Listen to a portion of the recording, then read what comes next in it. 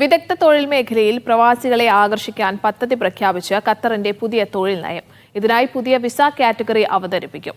അതേസമയം തൊഴിൽ വിപണിയിൽ സ്വദേശി പങ്കാളിത്തം വർദ്ധിപ്പിക്കാനുള്ള നടപടികളും പുതിയ തൊഴിൽ നയത്തിന്റെ ഭാഗമാണ്. ഉയർന്ന വൈദഗ്ധ്യം ആവശ്യമായ തൊഴിൽ മേഖലകളിലേക്ക് യോഗ്യരായ പ്രവാസികളെ ആകർഷിക്കും. ഈ മേഖലകളിലെ പ്രവാസികളുടെ തൊഴിൽ പങ്കാളിത്തം 20 നിന്നും 24% ഉയർത്തുമെന്ന് തൊഴിൽ മന്ത്രി ഡോക്ടർ അലി ബിൻ സ്മൈക്കൽ മറി അറിയിച്ചു. തൊഴിൽ അധിഷ്ഠിത വിസ സംവിധാനങ്ങളും റിക്രൂട്ട്മെന്റ് നയങ്ങളും പരിഷ്കരിക്കും. ഇതിനായി മുസ്തഖിൽ എന്ന പേരിൽ പുതിയ പ്രൊജക്ട് പ്രഖ്യാപിച്ചു. പുതിയ വിസ കാറ്റഗറിയും ഇതുവഴി അവതരിപ്പിക്കും. അതേസമയം രാജ്യത്തെ തൊഴിൽ വിപണിയിൽ സ്വദേശികളുടെ പങ്കാളിത്തം ശക്തിപ്പെടുത്തുകയാണ് പുതിയ തൊഴിൽ നയത്തിന്റെ കാതലായ ലക്ഷ്യം.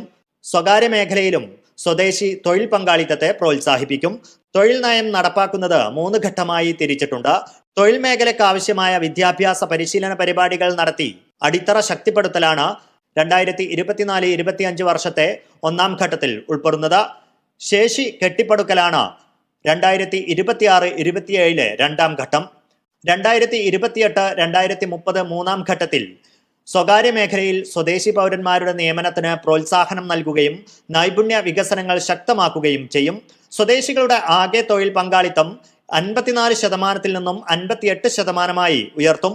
സ്വകാര്യ മിക്സഡ് മേഖലകളിലെ ഖത്തരി പൗരന്മാരുടെ തൊഴിൽ അനുപാതം 17% നിന്നും 20% ഉയർത്തി 16,000 പേർക്ക് തൊഴിലവസരം സൃഷ്ടിക്കുമെന്നും തൊഴിൽ മന്ത്രി വ്യക്തമാക്കി. Media 1 Doha.